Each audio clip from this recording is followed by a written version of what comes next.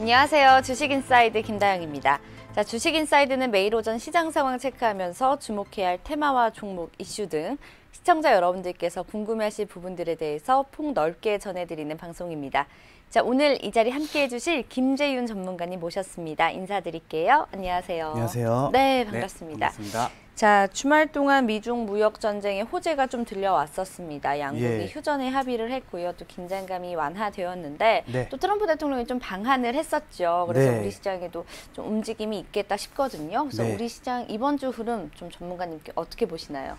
일단 6월 말에 엄청나게 많은 일이 일어났어요. 그쵸? 예, 일단은 금요일, 목요일, 금요일 해가지고 바이오 대폭락장이 일어났죠. 네. 예, 대표적으로 메지온이라든가 HLB, HLB 생명과학, 네. 그다음에 헬릭스미스 시총 상위주들이 거의 20% 넘게 하락을 하고 하한가를 가면서 네.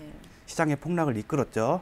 그리고 금요일도 그 여파가 계속 갔고요. 그렇죠. 네, 그래서 바이오 종목 같은 경우는 지금 다 거의 한 2, 3일 만에 평균 한 10%는 빠진 것 같아요. 네. 예, 평균이니까 정말 현재 상황이 좋지 않고요. 네. 그리고 G20 정상회담, 그리고 뭐 미중 정상회담, 네. 그리고 각국의 정상회담이 있었죠. 그렇죠. 그리고 한미 정상회담도 있었습니다. 네. 트럼프 대통령이 G20을 오사카에서 마치고 한국으로 와가지고 한미 정상회담을 했고요. 네네. 그다음에 북미 정상회담을 했어요.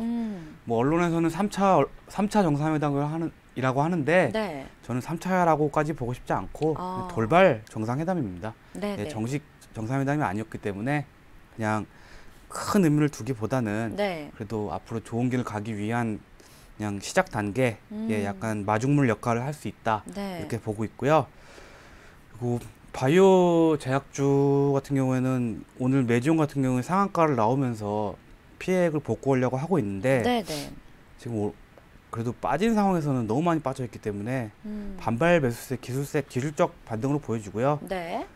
그렇다고 해서 다시 10만 원 위로 올라오기 쉽지 않을 것 같아요. 네, 제가 말씀드렸다시피 바이오는 안 한다고 했잖아요. 네, 예, 그렇죠. 결국 이런 참사가 오는 걸 알고 있었고요. 네. 오히려 이제는 조금씩 선별을 해가지고 들어갈 만해집니다. 예, 왜냐면은 폭락 나온 종목과 버티는 종목이 이제 막연하게 이제 장에서 보이거든요. 네네. 그렇게 되면은 버틴 종목은 뭔가 믿을 만한 게 있다는 얘기예요. 그렇죠. 그래서 그런 버틴 종목 위주로 좀 투자를 감행하다 보면은 어느 정도 수익을 낼지 않을까. 네네. 예, 빠진 종목은 과감히 잊으시고요.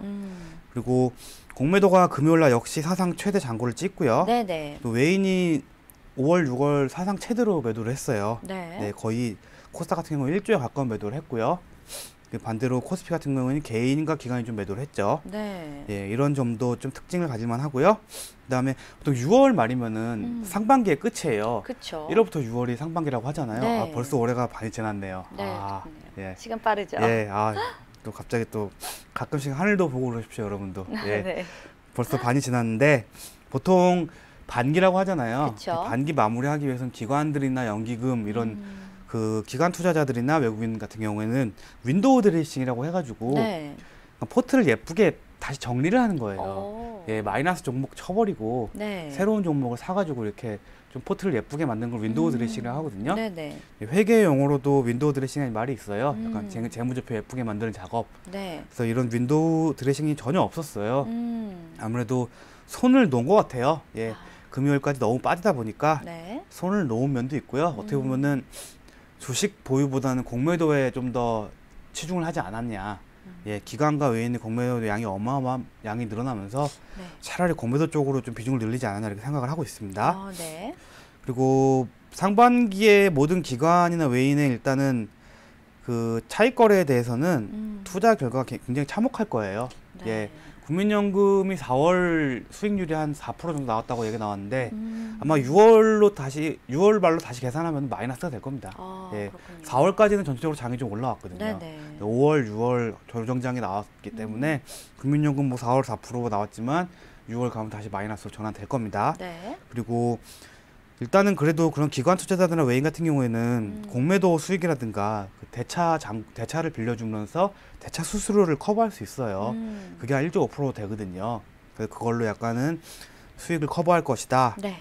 네, 언제까지나 공매도를 칠 수 없어요. 이제 무조건 내리막에 베팅을 했으니까 네. 반대로 좀 위로 베팅할 필요 있다고 보여지는데요. 네네. 아직까지 그 전환점이 나오고 있지는 않습니다. 어. 네.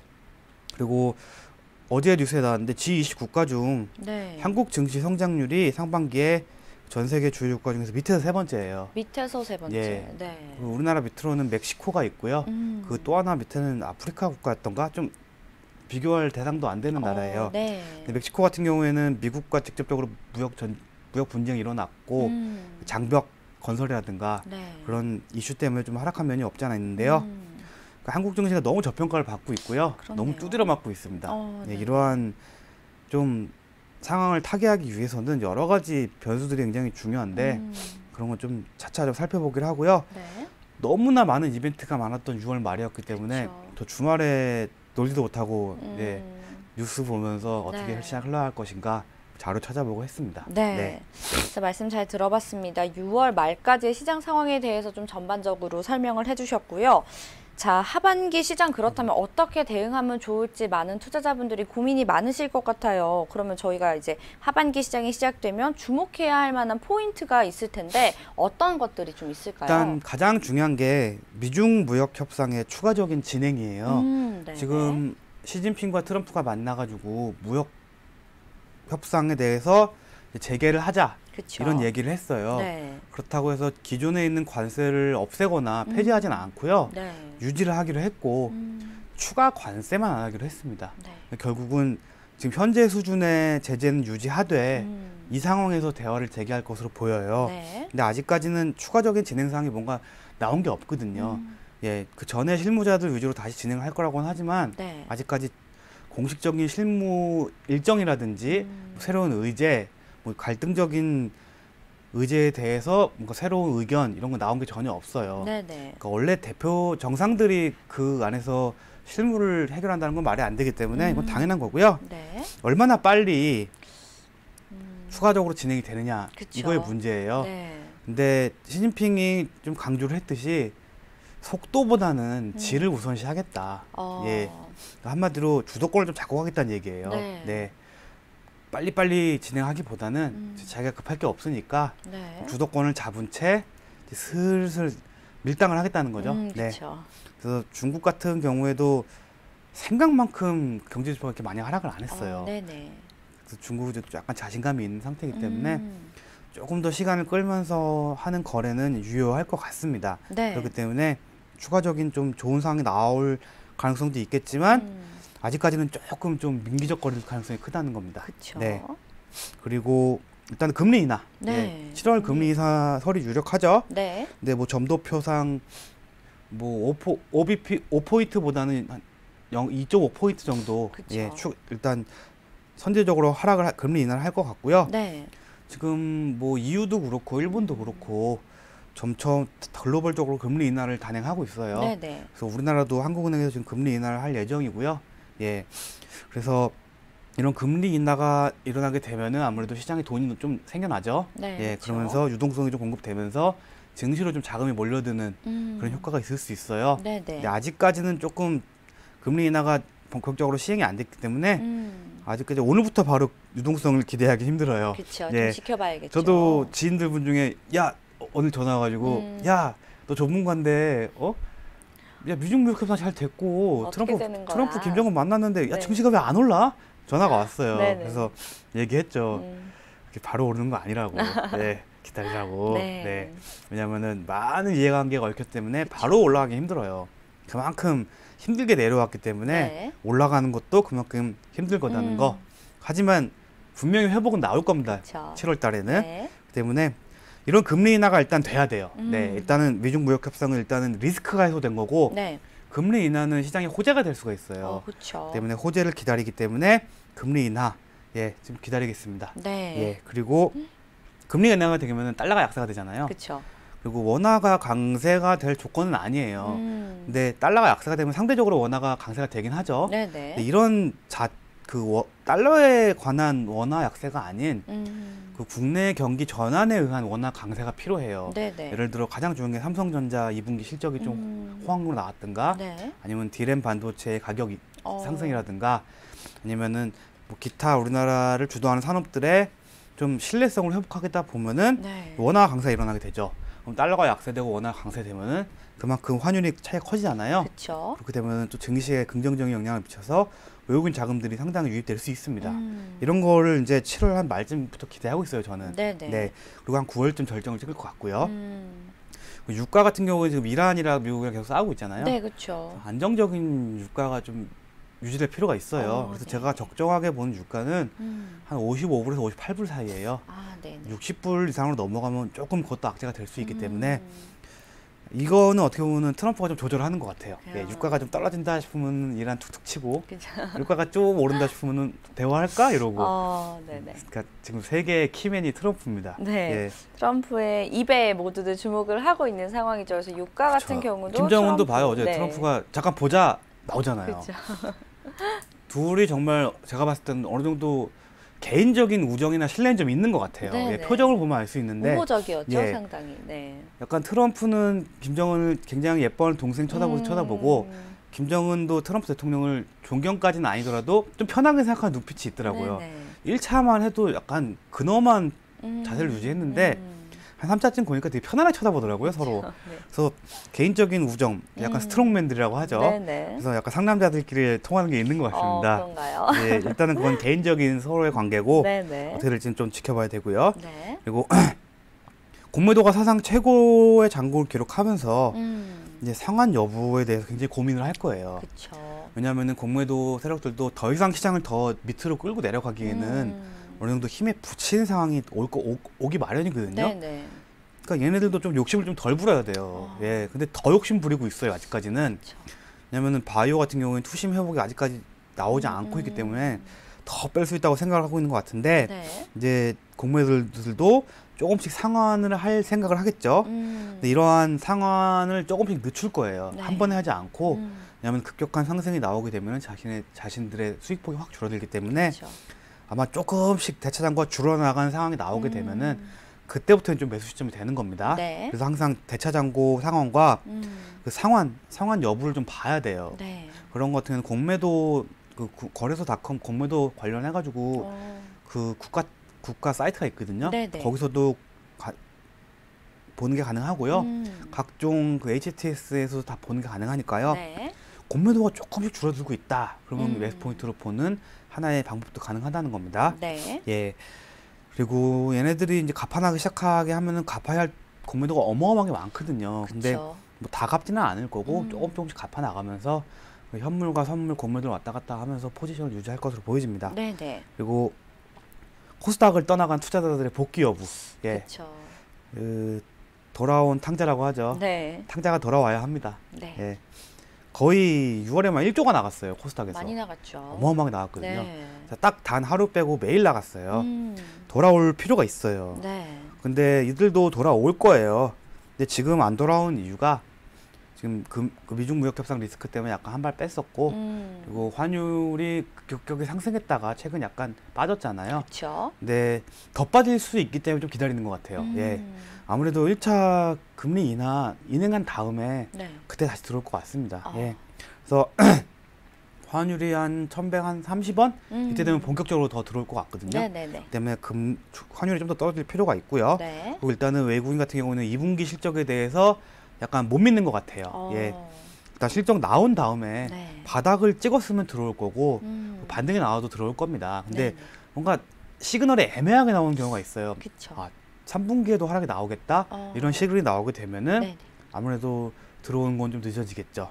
예, 그렇기 때문에 2분기 실적이 이제 7월부터 발표가 되는데 그런 2분기 실적에 약간 신경을 쓰고 있는 것 같아요. 네. 그렇기 때문에 이제 7월도 2분기 실적이 나오게 되죠. 그래서 이 1분기 때 워낙 안 좋은 기업들이 많았기 때문에 2분기에 때는 조금 회복이 필요해요. 네. 근데 그러한 회복이 제가 봤을 때는 조금 부정적이에요. 네. 그렇군요. 그래서 제가 말씀드렸던 두 가지가 있잖아요. 진짜 회복하는 시그널을 보여주든가 아니면은 바닥을 찍었다는 시그널. 네네. 바닥을 찍었다는 거는 1분기와 비슷한 수준이지만 그쵸. 1분기보다는 살짝 올라와도 되는 올라온, 겁니다. 네. 네. 그래서 3분기에는 다시 올라갈 수 있는 그런 바닥을 만드는 게 필요해요. 네. 근데 지금 대형 상장사들은 가능할 것 같아요. 왜냐면은 5월에 반짝 환율이 올랐었잖아요. 그렇죠. 그때 봤던 환 차익이 2분기 재무제표에 적용이 되면서 국내 기업들이 수출 위주의 기업이 많은 만큼 어느 정도 그런 환 차익이 어느 정도 도움이 되지 않았을까 그런 생각을 갖고 있기 때문에 1분기보다는 낫다고 보여집니다. 네. 그렇기 때문에 좀 기다려 봐야 할 것 같고요. 네. 아무래도 삼성전자가 제일 중요해요. 그렇죠. 삼성전자를 좋아하는 게 아니라 삼성전자가 그 국내 시총이 한 20% 이상 차지하고 있기 때문에 삼성전자가 상승하게 되면은 반도체, OLED, 디스플레이, 시스템 반도체, 그리고 뭐 핸드폰 관련주들, 네. 그리고 물류 관련주, 모든 관련주들이 상승하고 있기 때문에 삼성전자는 하나의 산업이에요. 네, 그렇기 네. 때문에 삼성전자의 실적이 매우 중요한 상황인데 지금 컨센서스가 정확하게 나오진 않았는데 그렇죠. 굉장히 말이 많아요. 네. 회복을 했다. 아니다. 더 떨어졌다. 네.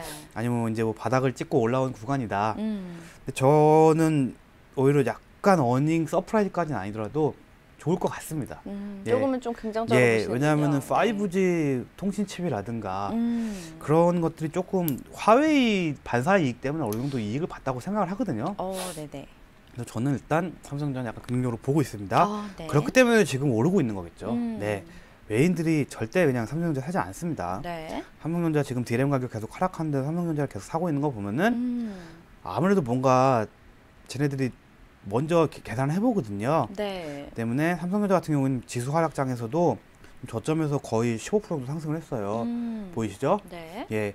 그리고 오늘은 약간 하락이 나오고 있긴 한데 지금 계속 조정받을 계속 상승을 했잖아요. 그렇죠. 이런 거 어떻게 보면은 이제 바닥을 찍었다라는 인식이 있고요. 네. 2분기가 어느 정도 실적 회복될 것 같다는 전망을 얘기해주는 간접적인 증거입니다. 네. 때문에 삼성전자 같은 경우는 지금 전고점 부분까지 왔잖아요. 그렇죠. 그래서 이 부분에 저항을 받고 있기 때문에 빠지는 거고요. 만약에 어닝 서프라이즈 나오게 되면은 3분기에 대한 기대감으로 한 5만 원까지는 다시 올라가지 않을까 네. 생각을 하는 겁니다. 네. 그리고 북미 정상회담을 했죠. 그쵸, 돌발 했죠. 정상회담. 네. 이거로 이제 대북 지원이라든가 핵폐기 관련해서 물꼬를 틀지 안 틀지가 관건이겠죠. 아직 중요해요. 네. 근데 어제 트럼프와 김정은은 정말 뭐 오랜만에만 투샷이 굉장히 좋았어요. 롱타임 노씨 네. 이런 느낌이었고 네네. 예, 뭐 잘 지냈냐? 잘 지냈다. 네. 우리 얘기 다시 해야지. 그래 해야지. 네. 그래 그러면은 밑에 애들한테 얘기 준비할 거 딱딱 전달해 놓을 테니까 밑에 애들이 얘기 되면 우리 다시 얘기하자. 이런 식으로 마무리가 됐어요. 네. 근데 저는 굉장히 좀 재밌었습니다. 네. 정말 둘 다 호인이에요, 호인. 네. 정치인들이 약간 그런 게 있어야 돼요. 예, 정치는 지성이 아닌 감성으로 한다는 얘기가 있거든요. 그렇죠. 그러한 감성 정치가 실질적인 뭔가 결과물을 내놓지 못했어도 자기를 지지하는 국민들이나 인민들한테 지지를 받기에 굉장히 좋거든요. 그렇죠. 뭔가 선전 정치, 나쁘게 말하면 선전 정치고 좋게 말하면 약간 카리스마가 있다고 보여지는 거죠. 네네. 그 즉흥적인 만남은 약간 군중을 흔들 수 있기 때문에 그래도 아무래도 그 일국의 수장들이 직접적으로 이렇게 DMZ까지 가서 판명해서 만났다는 얘기는 네. 그러니까 서로 대화 의지가 있다는 얘기예요. 그렇죠. 근데 중요한 것은 둘 다 정치적으로 이용한다는 것입니다. 아무래도 체제 유지라든가 트럼프 대통령 같은 경우에는 내년의 대선을 위해서 좀 약간 준비하는 게 있겠죠. 예, 약간 설계를 한다고 하죠. 네네. 예, 각을 재는 거죠. 예, 킬각을 잰다고 하죠. 네. 예, 설계를 하면서 아마 민주당이 좀 치고 나올 때마다 반전 카드로 잡을 거예요. 네. 민주당의 지지율이 막 올라간다거나 자기에 대한 비난이 커지게 되면은 아마 그럴 때마다 북한 이슈를 터트리면서 좀 좋은 얘기 하고 있다. 그럴 수 뭐 있죠. 만날 것이다. 네. 이런 카드를 쓸 가능성이 있습니다.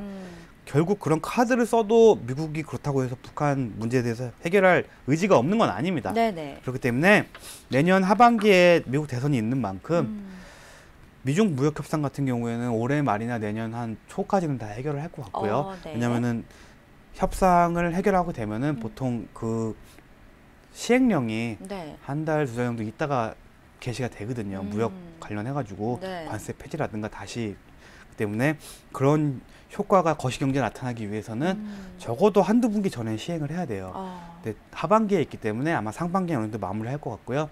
대북 문제는 어느 정도 좀 협의를 해놓고 아마 재선 이후까지 끌고 갈 가능성이 매우 큽니다. 네네. 네, 아마 내년까지는 해결 안 할 겁니다. 예, 계속 대화 재개하고 좋은 분위기를 유지하지만 네.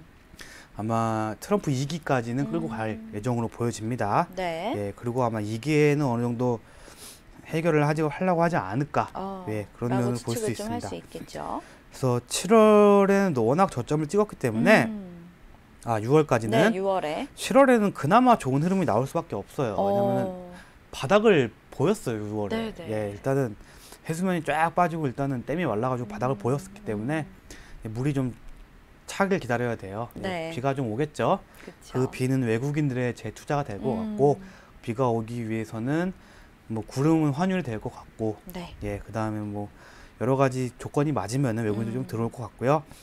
제가 누누이 말씀드리지만 급격하게 상승이 나오기보다는 네. 회복하는 장. 그동안 빠졌던 종목들 중에서 아직까지 가치가 손상되지 않은 종목들. 네네. 그런 종목들 위주로 상승이 나올 거예요. 근데 상대적으로 펀더멘탈도 좋지 않고 작전을 좀 많이 쳐먹은 종목들, 그런 종목들은 못 올라와요. 네. 그쵸. 그러면서 조금 상승이 나올 것 같고요. 이제 하반기로 갈수록 장이 좀 안 좋아지는 거는 전통적인 전 세계적인 같은 팩트고요. 네. 그렇기 때문에 한 7월부터 9월까지는 좀 지켜봐야 할 필요가 있습니다. 네. 예.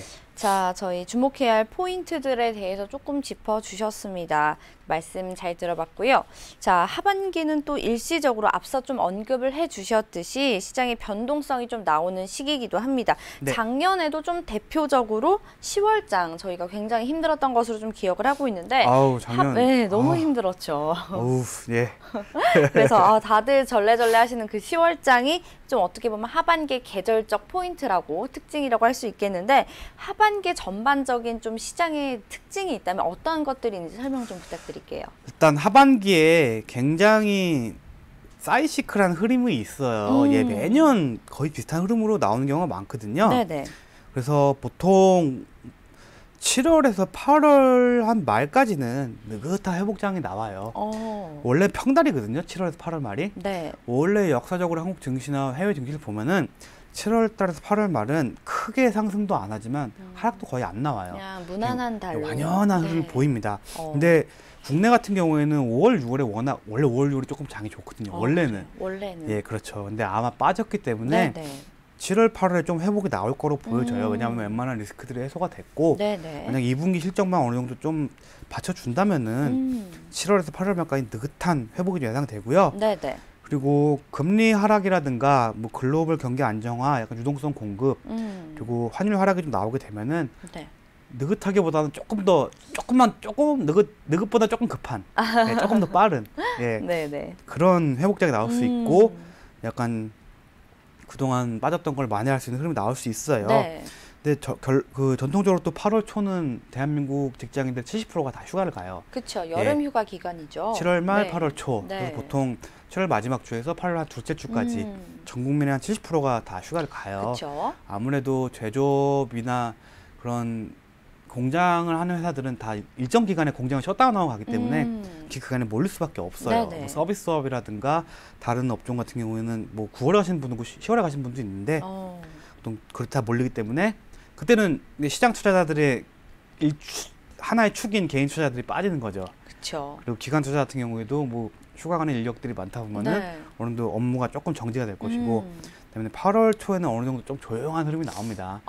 네, 제가 말씀드렸다시피 시장은 조용하면은 네. 시장 그 자체에 무게가 있기 때문에 예를 들어서 조금만 무게 있는 걸 물에 던지면은 살살 가라앉죠. 그렇죠. 시장은 올라가지 않으면 무조건 떨어지게 돼 있어요. 네. 그렇기 때문에 조금씩은 8월 초에 빠지고 다시 이제 8월 중순부터 8월 한 9월 한 말까지는 다시 상승하는 흐름 네. 나올 걸로 보여주고요. 네. 2분기 실적 이후에 3분기 실적이 굉장히 중요해요. 그렇죠. 2분기는 바닥 이후에 약간 상승. 하지만 3분기는 엄연한 상승세를 보여줘야 됩니다. 네. 네, 안 그렇게 되면은 내년까지 힘들어져요. 3분기에는 좀 회복이 굉장히 중요하기 때문에 네. 9월, 10월은 아무래도 3분기 실적에 관해서 주가가 미리 움직일 거로 보여지고요. 네. 그리고 10월 같은 경우에는 항상 좀 빠지기 시작해요. 그쵸. 예, 10월 한 중순 10월장은 이후부터 네. 빠지기 시작해요. 그래서 이때부터는 모멘텀이나 실적이나 이런 것이 아닌 개별주 위주, 네. 예, 종목 자체의 경쟁력이나 뭐 테마성, 제휴성 이런 걸로 올라갈 테마 장세가 펼쳐질 가능성이 매우 큽니다. 네네. 그래서 내년 총선이 있잖아요. 그렇죠. 그래서 아마 10월 말부터는 정치 테마주라든가 품절주, 네. 아니면은 뭐 정책 관련주들, 아니면 부동산 관련주들, 그리고 아니면 배당 관련주들, 그렇죠. 배당주들, 뭐 우선주들, 네. 이런 정기적으로 약간 시장에서 장난난 종목들 있잖아요. 이런 종목들 위주의 시세가 형성될 수 있기 때문에 네네. 10월 이후에는 좀 현금화를 늘리고 그러한 현금으로 약간 그런 테마 종목들을 좀 공략해 볼 만하다는 거. 네. 네. 그리고 11월부터 12월 중순까지는 현금 비중을 높이고 투자 종목은 웬만하면 자기 현금 비중이 100%라면은 네. 한 30%만 투자하고 나머지는 현금 보유하는 겁니다. 그렇죠. 네. 그래서 12월 중순까지는 배당주 위에 조금 상승이 나오는데 네네. 12월 말 되면 양도세 이슈 때문에 쫙 빠지게 돼요. 예. 왜냐면 대주주들 세금 물기 싫어가지고 갖고 있는 물량 던지거든요. 네네. 그래서 12월 말까지 빠지니까 1월 내년 1, 2월을 준비하는 네. 예, 그런 마음가짐이 필요합니다. 네. 네. 자, 하반기 일반적인 계절적 증시 상황에 대해서 좀 전반적으로 설명을 해주셨고, 네. 또 앞으로의 그래서 연결돼서 좀 한국 증시가 어떻게 좀 이어질까 대한 얘기를 좀 해주셨는데, 네. 저희가 사진을 하나 준비했어요. 네, 미국의 유명한 소설가죠. 마크 네. 트웨인이 한 말이 있다고 네. 하는데 화면을 통해서 어떤 말을 했는지 좀 만나보겠습니다. 자, 한번 네. 읽어주세요. 자, 10월은 주식 투자에 특히 위험한 달 중 하나이다. 다른 위험한 달로는 7월, 1월, 9월, 4월, 11월, 5월, 3월, 6월, 12월, 8월, 그리고 2월이 있다. 라고 하셨는데 네. 표정이 굉장히 근엄하네요. 예, 말씀만 마크 보면 트웨인 네. 같은 경우는 미국의 소설가인데 그렇죠. 저 때가 미국 주식 광기가 일어나던 시기예요. 네네네. 주식이 가장 성공한 이유는 네. 미국 시장에서 가장 커진 이유는 그 철도 회사의 주식이 상장되면서 철도에 투자를 하면서 네. 미국 주식시장이 성장을 했어요. 네네. 그때 정말 광기가 아닌 열풍, 재작년에 비트코인 열풍과 비교도 안 되게 정말 광기 네. 그런 수준의 투자였기 때문에 네. 대부분의 투자자들이 망했습니다. 그쵸. 유명한 정치인 뭐 투자가 뭐 과학자들 저때 다 깡통을 찼기 때문에 네네. 마크 트웨인이 저런 말을 했죠. 네. 결국은 주식 투자 자체가 위험한 거라는 거예요. 네, 지금 보면은 제가 달을 네. 천천히 봤거든요. 네. 안 빠지는 달이 그렇죠. 없어요. 1년 내내 위험하다라고 경고성 멘트를 예. 하고 있는 것 같아요. 근데도 딱 10월은 특히 위험한 달. 특히 위험하다. 예, 왜냐면은 세계적으로 모든 폭락이 10월에 많이 나왔거든요. 그쵸. 예. 그렇기 때문에 10월은 그런 인식이 자리 잡혔기 때문에 네네. 오히려 그런 인식이 10월을 그런 장으로 만드는 것도 있어요. 네. 그런 10월은 안 좋은 달이야. 다 이렇게 생각을 하게 되, 네네. 모두 다 이렇게 생각하기 때문에 10월은 조금씩 뺍니다. 그래서 어떻게 보면은 선입견이 하나의 트렌드를 만들었다. 네. 이렇게 볼 수 있죠. 그렇죠. 예, 그렇기 때문에 뭐 크게 신경 쓸 건 아닌데 네. 10월은 통계적으로 봤을 때 좀 좋지 않고 네. 나머지 달도 통계적으로 봤을 때 항상 좋지 않다는 거. 네, 보통은 그렇죠. 1, 2월은 괜찮아요. 네. 한 1월 뭐 1월 효과 막 이런 네. 얘기도 있었죠. 3월까지는 괜찮고 네네. 이제 4월 약간 상장 폐지 이슈 때문에 잠깐 빠진 면이 없고요. 네. 이렇게 계절적으로 약간 흐름도 전체적인 흐름이 굉장히 영향이 큽니다. 네. 그리고 하나 덧붙여서 얘기하면 날짜적인 요인도 굉장히 커요. 날씨. 날씨. 폭풍우가 몰아치고 네. 폭우가 내리고 번개가 치면 그날은 주식시장이 떨어집니다. 그렇군요. 예. 사람 심리가 그런 거에 적용이 되고요. 네. 굉장히 화창하고 날씨가 좋으면 주가가 올라가요. 그렇군요. 왜냐하면 사람의 심리 자체가 날씨에 따라서 굉장히 영향을 많이 받아요. 그렇죠. 사람이 날씨가 좋으면 긍정적으로 변하고요. 맞아요. 날씨가 안 좋으면 비관적으로 변해요. 네. 그래서 이런 것도 굉장히 좀 중요합니다. 예. 네. 그래가지고 뭐 지진이나 뭐 해일 이런 거 나도 심리적으로 좀 빠지게 되죠. 네. 예. 그래서 이런 것도 좀 주식은 심리의 게임이기 때문에 네. 너무 숫자나 통계적으로 다가가기보다는 이렇게 약간 심리적인 거로 다가가는 것도 굉장히 도움이 많이 됩니다. 네. 그래서 저도 심리학 저서를 많이 읽고 있고요. 오. 그런 거를 좀 수치화하려고 노력을 하는데 쉽지 않습니다. 네, 네. 그렇죠. 아무래도 사람이 하는 일이다 보니까 네. 이게 다 예측하기 쉽지 않을 것 같아요. 일단은 10월부터는 그래도 증시가 좀 꺾이는 경우가 굉장히 많기 때문에 투자자분들도 알고 계시다시피 대응을 좀 하시면 좋을 것 같은데 일단 전문가님께서는 이제 오늘이 7월 1일이죠. 그래서 7월, 8월엔 느긋한 회복장이 예상이 된다라고 하셨고 10월엔 좀 힘들다라고 하셨는데 그렇다면 지금부터 10월 이후의 장을 조금 예측을 해보면서 대응을 하면 좋을 것 같거든요. 네. 10월 이후에는 좀 어떻게 좀 대응을 하는 게 좋을지 구체적으로 말씀 좀 부탁드릴게요. 10월 이후에는 아까 말씀드렸다시피 네. 일단 갖고 있는 종목 웬만큼 다 수익 실현 미리 하셔야 되고요. 미리. 손절은 만약에 손해폭이 크면은 네. 그냥 1년까지 갖고 가는 게 낫고 만약에 손해폭이 10% 이내다 네. 그럼 한번 끊어낼 만 합니다. 어. 그러면서 현금 비중을 70% 이상 가져가고요. 네. 한두 종목 테마주 위주로 테마주 위주. 아마 10월쯤 되면은 제가 아까 말씀드렸지만 정치 테마주라든가 그쵸. 뭐 배당 관련주들 고배당 관련주들을 보통 10월 말부터 한 11월 초까지 팍 오르거든요. 네네. 고배당 관련주 찾아가지고 매수하시고 아니면 우선주들 어. 예, 우선주 장세가 펼쳐질 가능성이 크고 네. 그다음에 품절주들 예, 그렇죠. 시장이 재미없어지면 품절주들이 올라가거든요. 네네. 그렇기 때문에 그런 종목 위주의 투자가 필요하고요. 네. 10월에 좀 관망하시는 게 좋아요. 어. 그다음에 11, 12월도 좋지는 않지만 네. 주식 투자 비용 좀 낮춰가지고 내년 1, 2월을 기약하기 위한 약간 비축을 좀 해줘야 2보 전진을 위한 일부 어, 후퇴, 네. 예, 약간 전략적인 후퇴가 필요한 상황으로 보여지고요. 네. 근데 제 말 틀릴 수도 있어요. 오히려 10월에 좋은 장세가 이번 10월에 또 좋을 수도 그렇죠. 있고요. 네. 그러니까 지금 현재로서 예상은 이렇게 하지만 네. 지금 금리나 계속 추가적으로 인하가 되고 그쵸. 유동성이 공급된다면 오히려 네. 10월이 좋을 수도 있기 때문에 어. 지금 오히려 5, 6월이 안 좋았으니까 음. 약간 2달 정도 수년이 될 수가 있어요. 어. 오히려 한 11월까지 좋고 뭐 12월, 1월 1월. 빠질 수도 있어요. 그러니까 이런 것도 감안하셔가지고 네. 항상 시장 상황은 민감하게 보셔야 된다는 거. 네. 예, 이렇게 다가가면 될 것 같고요. 네. 제가 10월 전에 한번 다시 방송을 통해서 그렇죠. 예, 좀 짚어드릴게요. 네. 일단은 7월부터 8월 말까지는 그래도 조금은 느긋한 음. 상승까지는 아니더라도 회복장이 네. 나올 것이다. 본격적인 상승은 금리 인하라든가 환율 하락이 나오면서 다시 나올 것이다. 네. 그래서 8월 말까지는 그 나쁘진 않을 것이다. 아. 이렇게 예상을 하고 있습니다. 네. 네. 자, 뭐 저희가 선행된 학습으로 시장을 좀 예측을 하죠. 1년을 걸쳐서 예측을 하는데 뭐 저희가 아무리 뭐 7월, 8월엔 좀 그래도 느긋하겠다, 10월엔 힘들겠다라고 해도 한국 증시는 늘 변수에 좀 많이 흔들리는 경향이 없지 않아 있어요. 네. 그래서 자, 우리 증시에 좀 영향을 미칠 만한 큰 변수들로 어떤 것들이 이제 지금부터 좀 정리를 해보면 예. 좋을 것 같거든요. 가장 중요한 거 네. 미중 무역 협상의 여부임 아니 어, 미중 무역 협상의 갈 길입니다. 갈 예. 길, 갈 방향. 중간에 또 파탄 날 수도 있어요. 그쵸. 그러면 또 문제 되는 거죠. 네. 오히려 발전할 수 있어요. 그러면은 음. 리스크 해소에 좀 도움이 되겠죠. 네. 이게 가장 큰 변수예요. 일단은 네. 그다음에 두 번째로 중요한 게 FOMC 금리 인하와 금리 인하 횟수. 횟수. 네, 지금 올해 처음에 3회 얘기했다가 제 맞아요. 생각에 2회로 줄 것 같아요. 네. 그래도 일단 시장에서 2회도 좀 안심하는 분위기 때문에 2회 네. 금리 인하 그리고 그 다음에 하반기 환율 움직임. 환율. 환율이 굉장히 중요해요. 그쵸. 예, 환율이 하락을 해야 되고 달러 약세 원화 강세가 다시 나와야 됩니다. 네. 그래서 이게 가장 중요한 세 가지입니다. 네. 나머지 것들은 이 세 가지에 한 10%도 안 돼요. 어, 개별적으로. 네. 거의 미중 무역 협상이 40%를 차지하고요. 금리 인하가 30%, 네. 그다음에 환율이 30%입니다. 나머지 것들은 그보다 지분이 엄청 작습니다. 네. 나머지 것들에 대해서 얘기하면은 이란과 미국의 전쟁 가능성 등 그쵸. 그런 유가에 문제도 관련돼 있죠. 있기 때문에 네. 어느 정도 비중을 줄만 하고요. 네. 그다음에 화웨이 제재에 대한 미국의 중국의 결과. 네, 그쵸, 예. 그쵸. 화웨이가 5G 관련해서 세계에서 거의 선두 기업이기 때문에 맞아요. 이게 우리나라한테 어떻게 좀 복합적으로 작용할지 몰라요. 네네.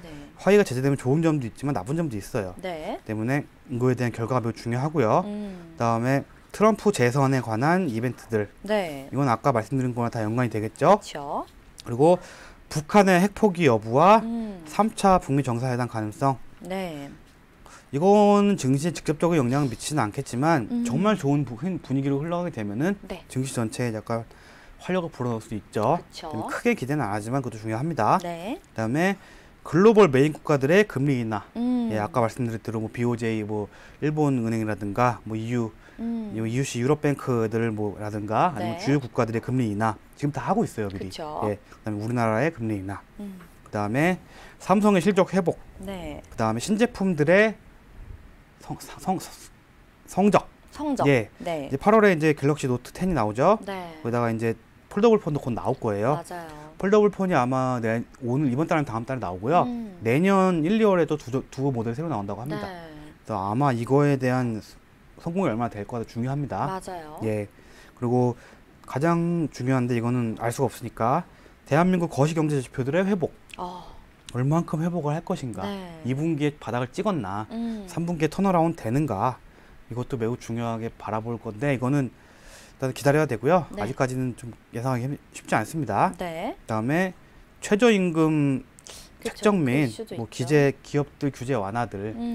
아무래도 이제 총선이 있다 보니까 문재인 정권 같은 경우도 약간 기업을 의식하면서 예, 약간 선심 정책들이 나올 가능성이 커요. 네. 그래도 선심 정책이라도 지금 경제가 워낙 안 좋기 때문에 맞아요. 좋을 수 있습니다. 네네. 그래서 뭐 기금 지원 이런 것보다는 약간 세제 혜택이 가장 좋아요. 네. 네. 법인세를 조금 낮춰준다든가 네. 뭐 한시적으로 세율을 살짝 조정해준다든가 그런 식으로 약간 기업 규제를 살짝 완화해주고요. 네. 최저임금 같은 경우에는 올해 또 많이 올라가면 안 돼요. 예, 솔직히 올라가도 저는 개인적으로 좀 올라가도 상관없다고 생각하지만 경제 전체적으로 측면을 봤을 때는 최저임금 동결까지는 힘들어도 좀 상승폭을 좀 막아야 됩니다. 네. 내년에 좀 많이 올리는 한이 있더라도 지금은 약간 성장을 할 때예요. 그렇기 때문에 최저임금을 조금은 좀 중요하게 봐야 될 것 같고요. 네. 그다음에 바이오가 제가 아직도 안 사는 이유가 아직까지 해결 안 된 게 있죠. 그렇죠. 삼성 바이오로직스, 네. 그다음에 티슈진. 네. 메지온 같은 경우는 오늘 다시 상한가 나오긴 했지만 8월에 다시 임상 결과 발표하는데 이번에도 발표가 지연되거나 그렇죠. 뭔가 해결이 안 되게 되면은 아마 굉장히 안 좋을 더 거고요. 힘들어지겠죠. 예, 신라젠도 지금 팩사백 같은 경우에는 계속 질질 끌고 있죠. 네네. 중간중간 뭔가 좋은 뉴스 잘 안 나와요. 좋은 뉴스가 나와도 안 올라가요, 주가가. 그만큼 지금 힘든 상황인 거. 네. 바이오는 하반기까지도 불투명성이 많다. 네. 첨생법의 통과 여부. 첨생법 같은 경우에는 지난번에 무산이 됐는데 네. 이번에 다시 국회 정상화가 되면서 아마 다시 보건복지위 소위에서 다시 진행할 것으로 보이는데 네네. 아마 제 생각에 또 미룰 것 같아요. 조금. 예, 왜냐하면 인보사 티슈진이라든가 아, 바이오에 대한 국민적인 신뢰가 불신감이 좀, 굉장히 그쵸. 떨어졌기 때문에 정부 입장에서는 또 이런 거 물고 늘어진다는 거죠. 오히려 그냥 빨리 첨생법 통과시키는 게 좋긴 한데 네. 늦춰질 것 같습니다. 네네. 자, 저희가 증시에 영향을 미칠 만한 변수들에 대해서 좀 자세하게 설명을 들어봤는데요. 크게 세 가지 정도를 다시 한번 요약해서 말씀을 드릴게요.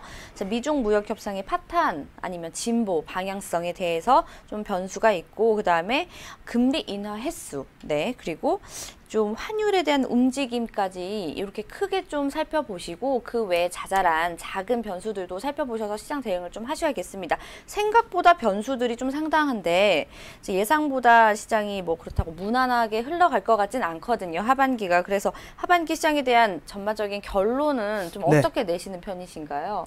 하반기도 좀 5, 6월보다는 낫겠지만 네네. 쉽지 않은 장이 예상됩니다. 그렇죠. 그 상반기 같은 경우에는 1월, 2월 좀 괜찮았고 3월 좀 빠지다가 4월 조금 괜찮았고 네. 5월 초에 반짝하다가 그 5월 초 이후부터 6월 말까지 계속 안 좋았어요. 그렇죠. 그래서 상고하저의 흐름을 보였죠. 네네. 근데 하반기 같은 경우는 마찬가지로 상고하저. 예. 한 7, 8, 9 좋고 그다음에 10, 11, 12 좀 안 좋고 이런 그쵸, 흐름을 그쵸. 보일 것 같아요. 때문에 지금 7월, 8월은 조금 좋다고 생각되고요. 네. 쉽지는 않으나 5월, 6월까지는 아니다. 그 정도까지는 그게 아닐 것이다. 예상을 하고요. 네. 이는 어찌됐든 지금 한국 경제가 저점을 찍었다는 전제야 예상할 수 있는 거예요. 네. 저는 2분기 저점을 찍었다고 보고요. 3분기에 회복에 베팅을 할 겁니다. 네. 그리고 아무래도 이제 턴어라운드가 좀 나오길 바라고 있습니다. 네. 그리고 아까 말씀드렸다시피 변수가 너무 많기 때문에 변수 하나하나에 시장이 다 움직이기 때문에 네. 시장을 속단하기는 쉽지 않아요. 하지만 변수가 좋게 작용도 할 수 있기 네, 때문에 이게 좋고 안 좋은 변수들이 힘싸움을 하면서 아마 좋냐 안 좋냐가 따져지게 되면은 근데 제가 봤을 때는 워낙 안 좋은 변수가 더 많았기 때문에 더 나빠질 수 없습니다. 네. 때문에 이제 심리적으로 너무 많이 빠졌어 이제 좀 올라갈 거야 이런 네. 심리가 어느 정도 시장이 많이 나오고 있기 때문에 조금 올라가지 않을까. 네. 근데 하나 큰 변수가 있는 게 네. 지금 미국 증시가 좀 굉장히 랠리를 펼치고 있어요. 그쵸. 엄청난 상승을 보이고 네네. 있는데 솔직히 우리나라 증시는 하나도 안 올랐어요. 오히려 계속 빠졌어요. 근데 이런 상황에서도 미국이 폭락이 한번 나오면은 우리나라는 그동안 오른 것도 없는데 한국도 폭락이 더 나옵니다. 빠질 수 있겠죠. 예. 네. 미국 증시는 고점에서 폭락하는 거예요. 근데 우리는 저점이잖아요. 그쵸. 근데 미국 증시가 고점에서 폭락해도 우리나라는 아무리 저점이라도 큰 하락이 나옵니다. 네. 참 안 좋은 건데 이게 리스크가 분명히 있습니다. 네. 이거는 약간 투자 패닉, 예, 투자자들의 패닉에 의한 매도고요. 네. 참 좋지 않은 이런 결과지만 그쵸. 어쩔 수 없는 한국 시장의 현실입니다. 네네. 아까 말씀드렸다시피 하반기로 갈수록 현금 비중을 확보하고 네. 좀 안정적인 종목, 고배당주 위주로 투자하는 방향이 중요하고요. 네네.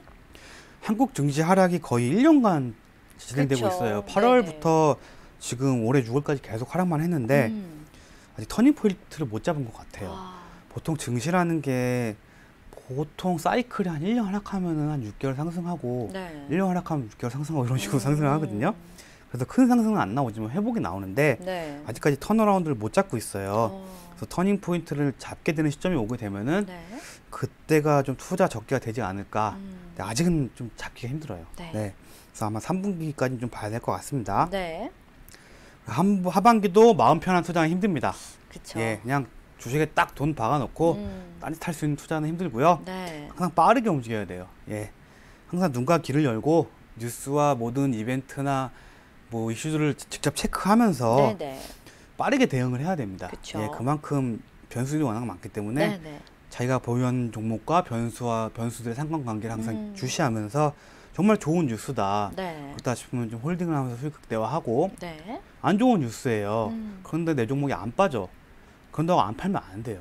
빠집니다 결국은. 네. 미리 빨리 대응을 해가지고 음. 좀 빨리 움직일 필요가 있습니다. 네. 그리고 일단은 주식 투자라는 게 호황장은 짧고 불황장은 길어요. 맞아요. 근데 불황장을 버티면은 호황장에 벌 수 있는 기대 수익이 불황장에 자기가 날렸던 손실 플러스 수익이 가능해요. 그렇기 때문에 항상 주식 투자자들은 단 한 번의 호황장을 위해서 3년을 기다리는 겁니다. 아, 그렇죠. 보통 3년에 1년 정도 호황장이 나오거든요. 네네. 2년 정도는 포기하고 나머지 1년을 위해서 기다리는 겁니다. 네. 이런 호황장에는 뭘 사도 올라요. 음. 그게 분명히 올 겁니다. 네네. 제가 예상하기는 한 내년 정도 예상하고 있고요. 네. 그래서 지금 현재로서는 큰 수익을 얻기 위해서 뭔가 적극적인 투자를 하기보다는 최소한의 자산을 지키는 방어하는 자세, 네.